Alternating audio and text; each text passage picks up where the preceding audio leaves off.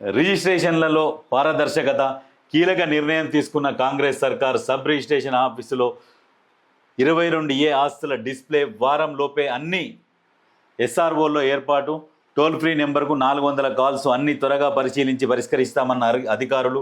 పలు సర్వే నెంబర్లలో ఇప్పటికే నిషేధం తొలగింపు, సర్కారు చొరవపై హర్షం వ్యక్తం చేస్తున్న దరఖాస్తుదారులు. అయితే ఈ 22A ఏంది అసలు? 22A అనేది ఏంది అంటే ప్రజలు ఆందోళన చెందుతున్నారు. కొంతమంది ఈ ప్రతిపక్షాలు అలజడి సృష్టిస్తున్నాయి, ప్రజలని ఆందోళనలోకి నెట్టేస్తున్నారు. ఈ 22Aలోకి ఎందుకు చేరుస్తున్నారు అంటే, గత ప్రభుత్వం ఏదైతే పరిపాలించిందో, ఈ 10 సంవత్సరాలు పరిపాలించిన గత ప్రభుత్వం ఉన్నది కదా, ప్రభుత్వ ఆస్తులని అసైన్ ల్యాండ్ కావచ్చు, భూదాన్ భూములు కావచ్చు, దేవాదాయ భూములు కావచ్చు, వక్ఫ్ బోర్డు భూములు కావచ్చు, రకరకాల భూములు, ప్రభుత్వానికి సంబంధించిన భూములు ఏవైతే ఉన్నాయో వాటినన్నిటినీ రెగ్యులరైజ్ చేసిర్రు. ప్లాట్లు కావచ్చు, వ్యవసాయ భూములు కావచ్చు, వీటన్నిటిని. అయితే గతంలో ఎట్లా ఉండే అంటే, ఇక్కడ ప్రభుత్వ భూములు ఉండే, ఇటు ప్రైవేటు భూములు ఉంటుండే. అయితే వీళ్ళు ఎప్పుడైతే ధరణి అనేది తీసుకొచ్చినాక ప్రభుత్వ భూములు మాయమైపోయినాయి, ప్రైవేటు భూములు పెరిగిపోయినాయి. ప్రైవేటు భూములు ఎట్లా పెరుగుతాయి? పిల్లలు పెడుతుందా? పిల్లలు పెట్టదు కదా. ఏమైనా పొదిగేసిరా ఈ ప్రైవేటు భూములని? పొదిగేసగా పిల్లలు పెట్టినట్టు పెడుతుందా? ప్రైవేటు భూములు పెరిగినాయి, ప్రభుత్వ భూములేమో తగ్గినాయి. అంటే ప్రభుత్వ భూములేమో చనిపోయినాయి, కొంతమంది ఈ చనిపోయినాయి, ఈ ఏమో పిల్లలు చేసినాయి. అట్లా ధరణి అనేది అట్లా ధరణికి పురుడు పోసి ఇంత అవినీతి చేసిరు.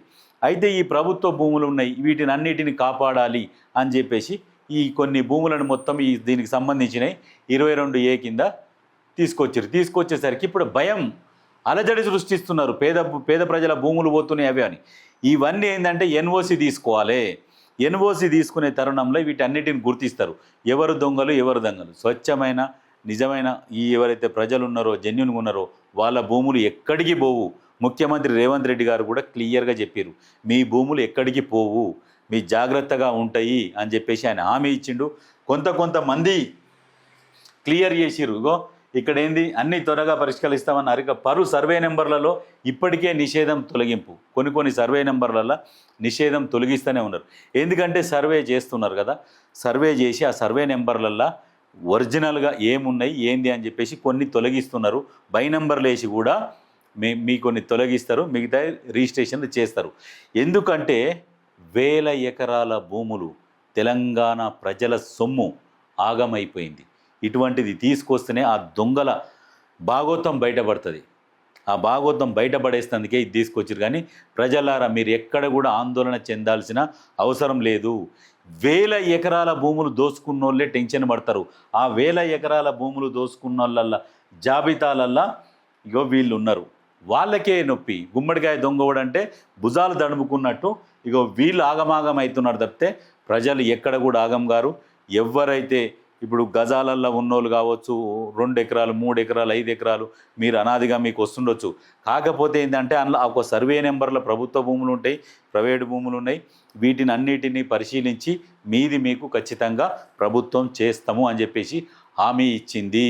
మీకు టోల్ ఫ్రీ నెంబర్ కూడా పెట్టింది. ఆ టోల్ ఫ్రీ నెంబర్కు కాల్ చేసి మీరు సబ్ రిజిస్టర్ ఆఫీసులకు పోయి కూడా ఎంక్వైరీ చేసుకోవచ్చు. ఎక్కడ కూడా మీరు ఇబ్బంది పడి టెన్షన్ పడాల్సిన అవసరం లేదు. ఏవైతే ప్రభుత్వ భూములు రెగ్యులరైజ్ అయినాయో వాళ్ళు టెన్షన్ పడాలి తప్పితే మీరేం కాదు. కాకపోతే సర్వే నెంబర్లు కనుకొని కలిసి ఉంటాయి కాబట్టి ఫస్ట్ దాంట్లోకి పోతాయి. తర్వాత మీరు ఫోన్లు చేసి మేము ఇప్పటి నుంచి ఉన్నాం, మేము ఇది అని చెప్పేసి మీరు చెప్పుకుంటారు కదా. చెప్పుకున్నప్పుడు మీకు ఆటోమేటిక్ NOC వస్తుంది, మీ నిషేధిత జాబితాల నుంచి మీది రిలీజ్ అవుతుంది. ఎవరైతే దొంగలు ఉన్నారో వాళ్ళు పట్టుబడతారు. కాబట్టి వాళ్ళ భయం అంతా ఇగో ఇది, రిటైర్డ్ జడ్జితో విచారణ జరిపియాలి.